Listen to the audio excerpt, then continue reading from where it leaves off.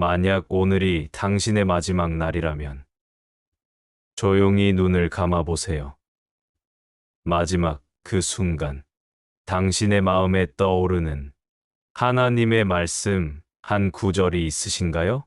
그날 돈도, 명예도, 사람들이 주던 칭찬도 아무 힘이 없을 거예요.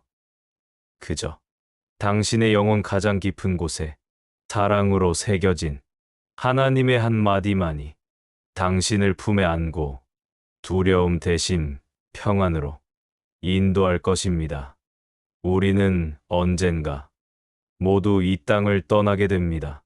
그건 슬픈 일이 아니라 하나님께로 돌아가는 아름다운 여정의 완성이죠.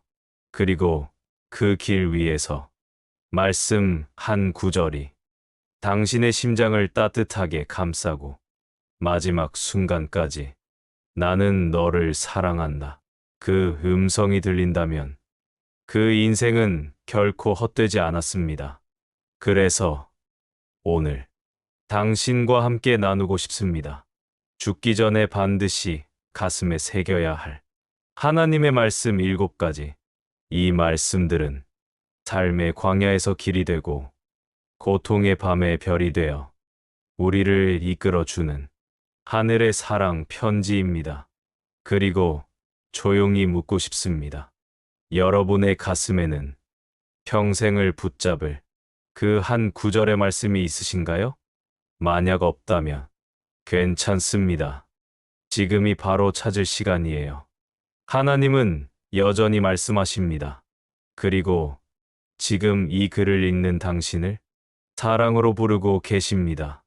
내가 너를 지명하여 불렀나니 너는 내 것이라. 이사야 43장 1절. 이 말씀이 당신의 오늘의 따뜻한 숨결이 되기를 바랍니다. 우리 함께 찾아가요. 죽기 전에 붙잡아야 할 말씀이 갈라디아서 2장 20절. 내가 그리스도와 함께 십자가에 못 박혔나니 그런즉 이제는 내가 사는 것이 아니요 오직 내 안에 그리스도께서 사시는 것이라. 제가 완전히 무너졌던 적이 있어요. 몸도 마음도 믿음도. 그땐 솔직히 말해서 하나님, 도대체 어디 계세요? 라고 소리쳤습니다. 하루는요. 회사에서 진짜 말도 안 되는 억울한 일을 겪었어요. 제가 하지도 않은 실수로 팀 전체가 뒤집혔고 저는 상사한테 회의실 유리문 앞에서 공개 망신을 당했죠. 눈물이 쏟아질 것 같았지만 꾹 참았어요. 근데 진짜 참을 수 없었던 건 퇴근하고 돌아온 집에서 아무도 제 편이 없었다는 거예요. 그럴 수도 있지 뭐. 왜 그렇게 예민하게 굴어? 이런 말들 사람들한테도 가족한테도 외면당하는 그 순간 내 안에 나라는 존재가 산산조각이 나는 기분이었습니다. 그날 밤 불 꺼진 방에서 웅크리고 앉아 휴대폰 성경 앱을 열었어요. 아무거나 눌렀는데 그게 갈라디아서 2장 20절이었어요. 내가 그리스도와 함께 십자가에 못 박혔나니 그런즉 이제는 내가 사는 것이 아니요 오직 내 안에 그리스도께서 사시는 것이라. 처음엔 솔직히 이게 뭐야? 싶었어요. 근데 한 단어가 점점 제 심장에 박히기 시작했어요. 이제는 내가 사는 것이 아니요. 이 말이요. 갑자기 숨통을 끊는 말 같았어요. 그래, 맞아. 나 이제 더는 못 살겠어. 내가 죽었으면 좋겠어. 그런데요. 그 다음 문장을 읽는 순간 심장이 쿵 하고 멈췄어요. 내 안에 그리스도께서 사신다. 거기서 제 눈물이 무너졌어요. 아, 나는 죽어도 괜찮구나. 왜냐면 지금부터는 예수님이 내 안에서 사시니까. 갈라디아서 2장 20절은 그냥 교리적인 선언이 아니라 죽음 직전에 인간이 토해낸 생존 고백 같았어요. 사도 바울이 이걸 말할 때요. 단순히 책상에 앉아 써내려간 게 아니라 돌에 맞아 죽을 뻔하고, 감옥에서 맞고, 버림받고, 핍박받은 끝에서 그렇게 외친 거였더라고요. 내가 죽었다. 하지만 그리스도께서 내 안에 사신다. 이건 더는 내가 살아야 할 이유가 없어도 괜찮다. 그리스도가 살아 계시니까 라는 미친 고백이에요. 당신은 지금 어떤 상황에서 무너졌나요? 사람들 앞에서 망가졌나요? 아무도 이해해주지 않는 방 안에서 조용히 눈물을 흘리고 있나요? 그렇다면 이 말씀을 붙잡으세요. 그날 밤 저처럼 내가 죽어도 괜찮다. 이제는 내 안에 예수님이 사신다. 이걸 진짜로 붙잡아 보세요. 그때부터는 달라져요. 사람들의 시선이 두렵지 않아요. 왜냐면 이제 내가 사는 게 아니니까. 이건 심장을 고쳐버리는 말씀이에요. 무너진 사람, 끝났다고 생각하는 사람, 더는 소망이 없다고 느끼는 사람, 그 사람에게 괜찮다. 지금부터는 내가 살아줄게. 말씀하시는 하나님의 음성입니다. 죽기 전에 붙잡아야 할 말씀. 고린도전서 10장 13절 사람이 감당할 시험 밖에는 너희에게 당한 것이 없나니 오직 하나님은 미쁘사 너희가 감당하지 못할 시험 당함을 허락하지 아니하시고 시험 당할 즈음에 또한 피할 길을 내사 너희로 능히 감당하게 하시느니라. 진심으로 이런 적 있어요. 하나님, 왜 나예요? 왜 하필 저입니까? 남들은 멀쩡하게 잘만 사는 것 같고 웃고 놀고 여행 가고 SNS에선 커플, 돈, 성공 다 잘 돼 보이는데 나는요? 아무리 노력해도 망하고 사람들한테 배신당하고 기도해도 아무 응답도 없고 어느 날 진짜 무너졌어요. 취업 4번 떨어지고 소개팅도 망하고 믿었던 사람한테 사기까지 당했어요. 그날 밤엔 혼잣말로 이렇게 중얼거렸어요. 하나님은 진짜 나한테 관심 있으신 거 맞아요? 그냥 안 계신 거 아닌가요? 그 순간 평소엔 스쳐 지나갔던 한 말씀이 정말 전기처럼 번쩍 떠올랐어요. 고린도전서 10장 13절. 사람이 감당할 시험 밖에는 너희에게 당한 것이 없나니 오직 하나님은 미쁘사 너희가 감당하지 못할 시험 당함을 허락하지 아니하시고 시험 당할 즈음에 또한 피할 길을 내사 너희로 능히 감당하게 하시느니라. 처음엔 반감이 들었어요. 아니, 하나님 지금 이게 감당 가능한 시험이라고요? 저 진짜 죽을 것 같았거든요. 근데 곱씹으면 곱씹을수록 이 말씀은 지옥 같은 상황 속에서 하나님이 직접 하신 선언 같았어요. 너 지금 무너지는 것 같지? 근데 넌 감당할 수 있어. 내가 감당 못할 건 애초에 허락도 안 해. 그리고 나 피할 길도 준비해 놨어. 너 못 봐서 그렇지. 나는 이미 다 깔아놨어. 와, 그때 진짜 멍하니 앉아서 30분 동안 울었어요. 이건 그냥 좋은 말이 아니에요. 살려주는 말씀이었어요. 생각해보면 가장 힘들었던 순간에도 끝까지 망하진 않았어요. 어떤 날은 진짜 죽으려고 했는데 친구한테 전화가 오더라고요. 그 친구 한마디에 하루를 더 버텼어요. 어떤 날은 눈물 펑펑 쏟다가 우연히 유튜브에서 설교 하나를 들었어요. 근데 그게 저한테 딱 던지는 말이더라고요. 넌 절대 버려진 게 아니다. 그게 피할 길이었어요. 하나님은요, 우리가 딱 무너질 것 같은 그 순간에 딱 들어올 수 있는 출구를 이미 준비해 두셨더라고요. 지금 너무 괴로우신가요? 숨 막히게 억울하고 무너지기 직전인가요? 더는 못 버틸 것 같으신가요? 하나님이 지켜보고 계세요. 그분은 절대 감당 못할 고통을 허락하지 않으세요. 지금이 딱 그 한계점이라면 출구가 근처에 있다는 뜻입니다. 진짜예요. 지금도 당신은 감당하고 있어요. 이 글을 읽고 있으니까요. 왜 나한테만 이런 일이 생기죠? 이 질문. 너무 아프지만 너무 솔직한 질문이에요. 그때 고린도전서 10장 13절을 붙잡으세요. 하나님은 당신의 한계를 정확히 알고 계십니다. 절대 넘치게 시험하지 않으십니다. 그리고 피할 길은 꼭 있습니다. 지금 당신 눈에만 안 보일 뿐이에요. 죽기 전에 붙잡아야 할 말씀 3.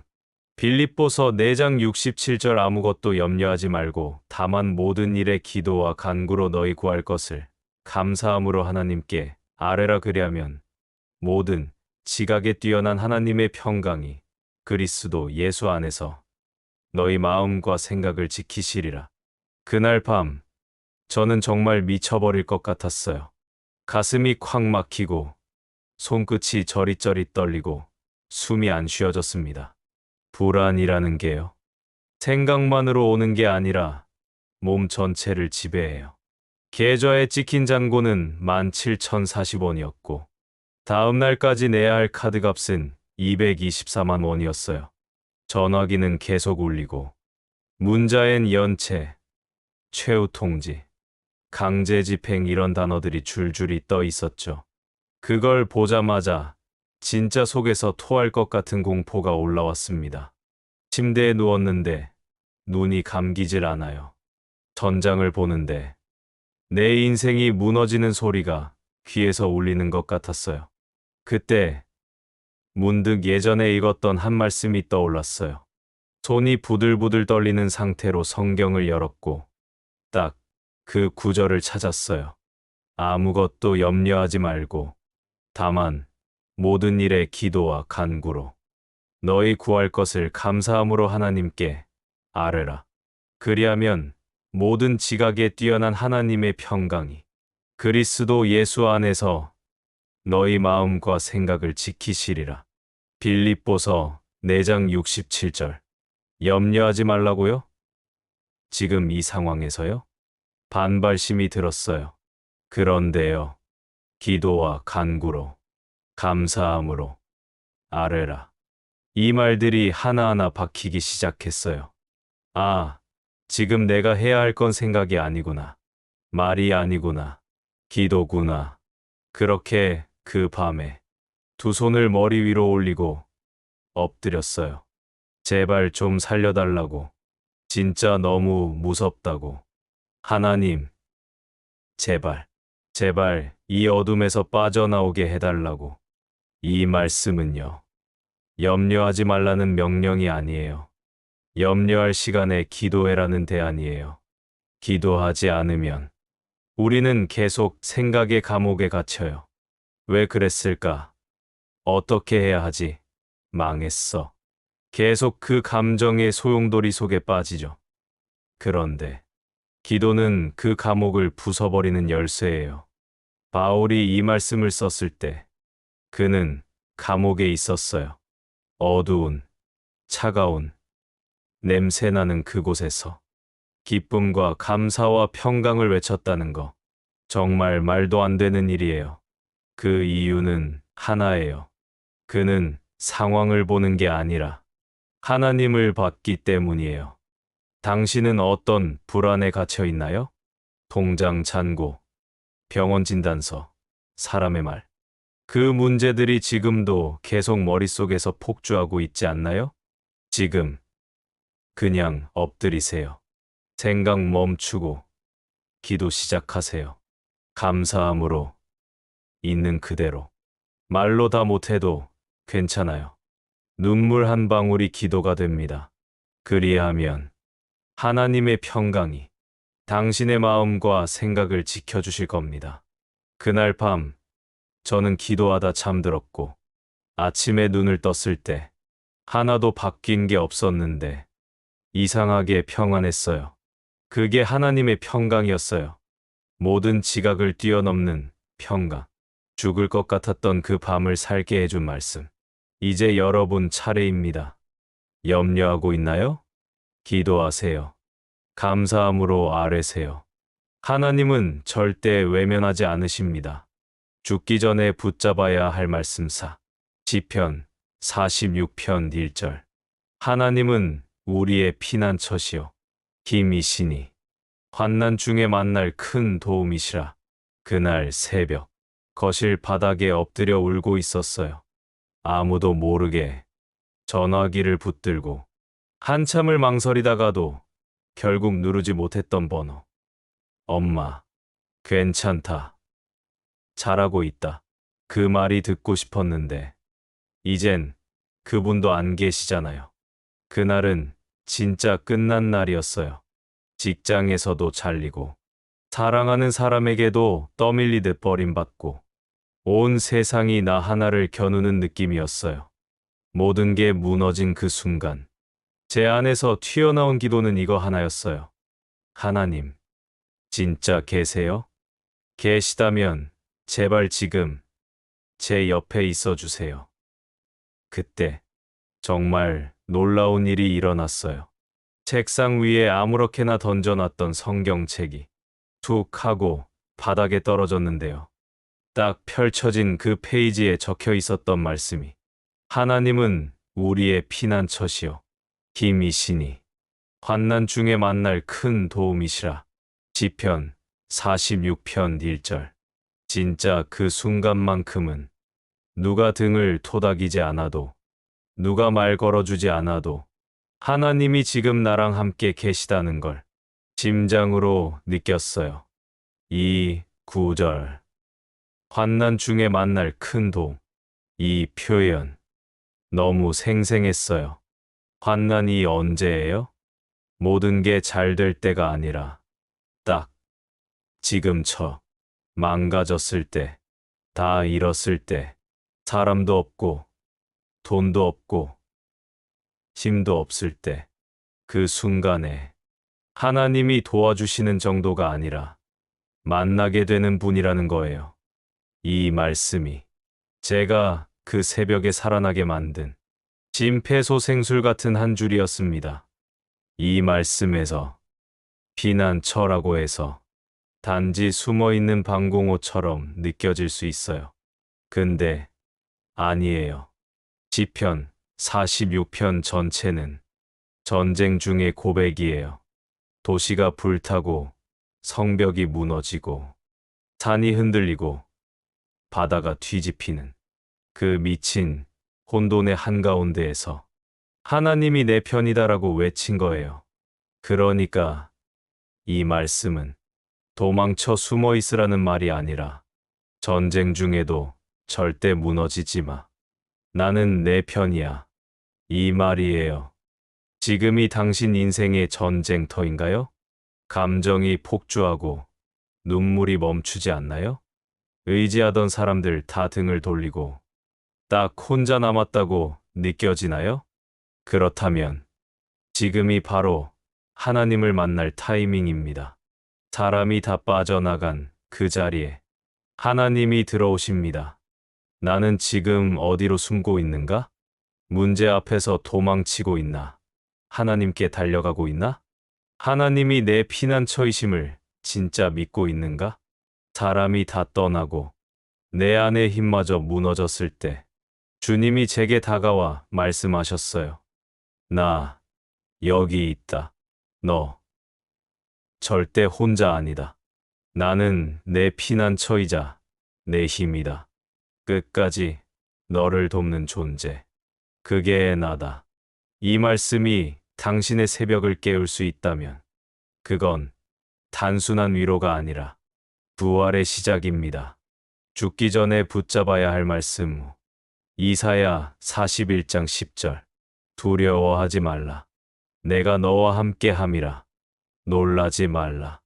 나는 내 하나님이 됨이라. 내가 너를 굳세게 하리라. 참으로 너를 도와주리라. 참으로 나의 의로운 오른손으로 너를 붙들리라. 그날 밤 숨을 쉴 수가 없었어요. 가슴이 뭔가에 눌린 것처럼 꽉 조여왔고 심장은 막 뛰다가 툭 끊어질 것처럼 멎고 손끝은 차가워졌고 머릿속은 하얘졌어요. 이러다 죽을 수도 있겠구나.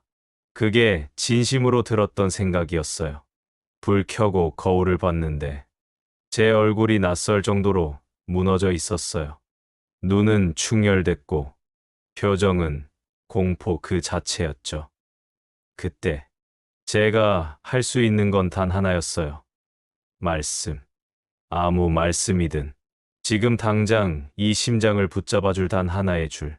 그걸 찾는 거. 성경 앱에 두려움이라고 검색했어요. 그리고 그 말씀을 본 순간 정말 제 손을 누가 확 잡아주는 것 같았어요. 두려워하지 말라. 내가 너와 함께 함이라. 놀라지 말라. 나는 내 하나님이 됨이라. 내가 너를 굳세게 하리라. 참으로 너를 도와주리라. 참으로 나의 의로운 오른손으로 너를 붙들리라.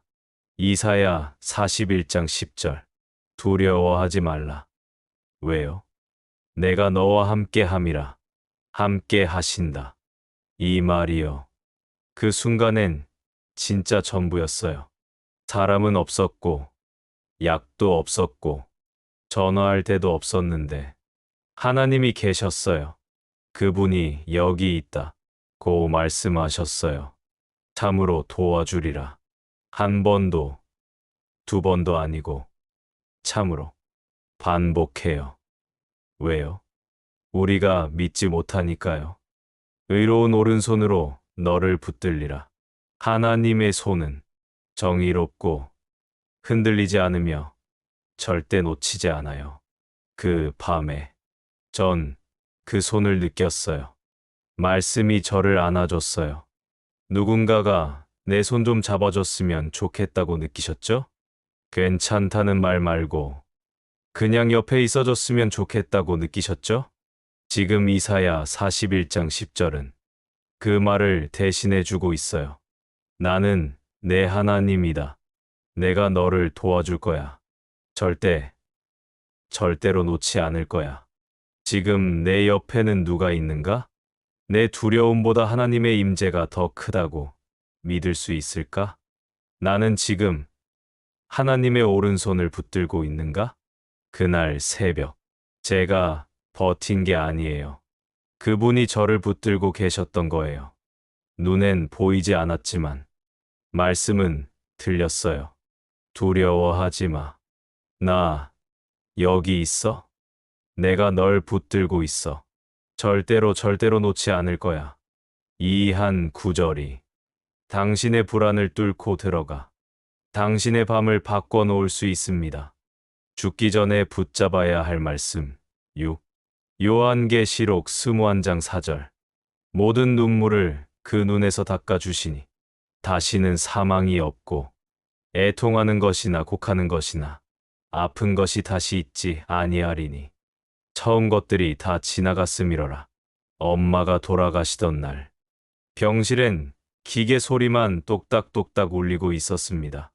산소 마스크를 쓴 얼굴, 삐걱대는 수액대, 그리고 숨을 몰아쉬며 마지막으로 하신 말. 아가야, 울지 마. 나 곧 괜찮아질 거야. 그 말을 남기고 눈을 감으셨어요. 그 순간 진짜 세상이 꺼진 줄 알았어요. 장례를 치르고도 멍하니 누워 있다가 손이 가는 대로 성경을 펼쳤는데 그날 딱 그 구절이 눈에 박혔어요. 모든 눈물을 그 눈에서 닦아주시니 다시는 사망이 없고 애통하는 것이나 곡하는 것이나 아픈 것이 다시 있지 아니하리니 처음 것들이 다 지나갔음이러라. 요한계시록 21장 4절. 그 순간 숨이 멎은 듯 울었습니다. 그냥 울었어요. 어릴 적 엄마가 내 눈물을 닦아주던 손길이 이제는 하나님이 닦아주신다는 그 말씀이 제 인생을 무너뜨렸어요. 우리는요, 살면서 너무 많은 눈물을 흘려요. 누구한테 말도 못하고 삼킨 울음, 새벽에 혼자 껴안고 울던 침대, 기도하다 터진 오열, 누구 하나 알아주지 않는 억울함. 근데 이 말씀은 그 모든 눈물을 하나님이 직접 닦아주신다고 약속하시는 장면이에요. 직접이라는 말 기억하세요. 하나님은 야, 그만 울어라고 하지 않으세요. 언젠간 좋아질 거야라고 미루지도 않으세요. 직접 손으로 우리 얼굴에 흐르는 그 눈물을 하나하나 닦아주시는 분, 그분이 하나님이세요. 여기서 말하는 다시는 사망이 없고, 애통이 없고, 곡함도 없고, 아픔도 없다는 건 단순히 천국은 좋은 곳이야 같은 말이 아니에요. 그건 이 고통, 이 억울함, 이 눈물 절대 그냥 흘려보내지 않겠다는 하나님의 공식 선언이에요. 이 땅에서 겪은 고난은 시간이 지나면 잊히는 게 아니라 하나님 앞에서 회복되는 날이 반드시 온다는 약속이죠. 지금 뭐 때문에 울고 계세요? 말도 안 되는 배신, 무너진 인생, 자녀 문제, 질병, 외로움. 지금 그 눈물 하나도 낭비되는 게 없다는 걸 아세요? 하나님은 눈물을 기록하십니다. 시편 56편 8절에 보면 주께서 나의 눈물을 주의병에 담으셨나이다라고 나와 있어요. 그분은 한 방울도 그냥 두지 않으세요. 그 눈물의 끝엔 반드시 직접 닦아주시는 하나님이 기다리고 계십니다. 내 눈물, 정말 하나님이 아실까? 이 고통, 진짜 끝날까? 나는 천국을 진짜 믿고 있는가? 그날이 온다면 나는 어떤 표정으로 주님을 바라볼까? 그날, 병실에서 엄마가 제 눈물을 닦아주던 그 마지막 장면. 이젠 하나님이 그 역할을 하신다고 하십니다. 사망도, 아픔도, 곡함도 모두 사라질 그날. 그 앞에서 우리의 눈동자를 바라보며 하나님이 이렇게 말씀하실 거예요. 너 많이 울었지? 나 알고 있었어. 이제 그만 울어. 내가 왔다. 죽기 전에 붙잡아야 할 말씀 7. 평안을 너희에게 끼치노니 곧 나의 평안을 너희에게 주노라. 내가 너희에게 주는 것은 세상이 주는 것과 같이 아니하니라. 너희는 마음에 근심하지도 말고 두려워하지도 말라. 요한복음 14장 27절. 그날은 진짜 아무 일도 일어나지 않았어요. 근데 이상하게 가만히 있는데 눈물이 났어요. TV 소리도 안 들리고 휴대폰도 내려놓고 불 꺼진 방 안에 혼자 앉아 있는데 갑자기 심장이 툭 하고 무너졌어요. 왜 이렇게 살기가 싫지? 아무도 날 괴롭히는 건 아닌데 살고 싶은 이유가 딱히 없었어요. 그때 예전에 누가 말하던 예수님의 유언 같은 말씀이 떠올랐어요. 침대맡에 있던 성경책을 꺼냈고 조용히 읽었어요. 평안을 너희에게 끼치노니 곧 나의 평안을 너희에게 주노라.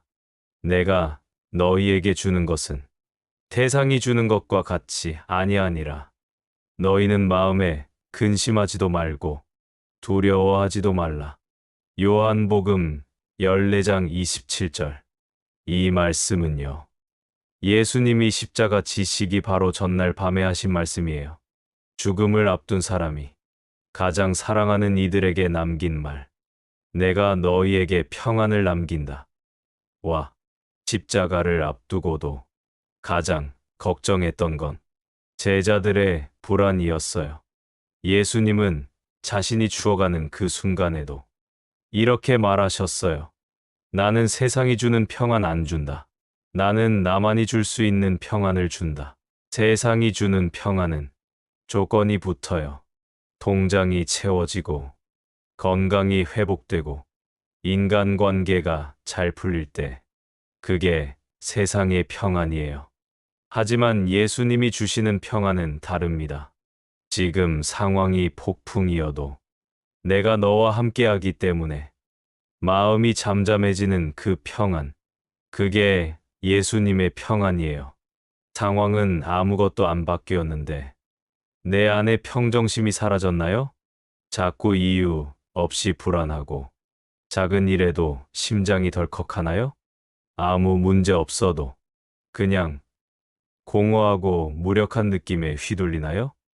지금 예수님이 그 평안을 주시겠다고 약속하셨어요. 세상에서 찾을 수 없는 그분만의 방식으로. 나는 지금 어떤 평안을 붙잡고 있는가? 상황이 바뀌어야만 편안한 사람인가? 아니면 주님과 함께여서 평안한 사람인가?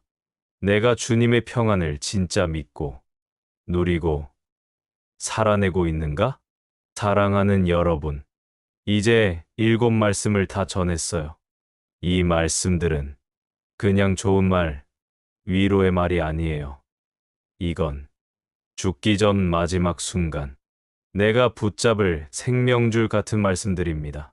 눈물이 터졌을 때, 숨이 막혔을 때, 인생이 다 무너졌을 때, 이 7구절이 당신의 심장을 붙잡아 줄 겁니다.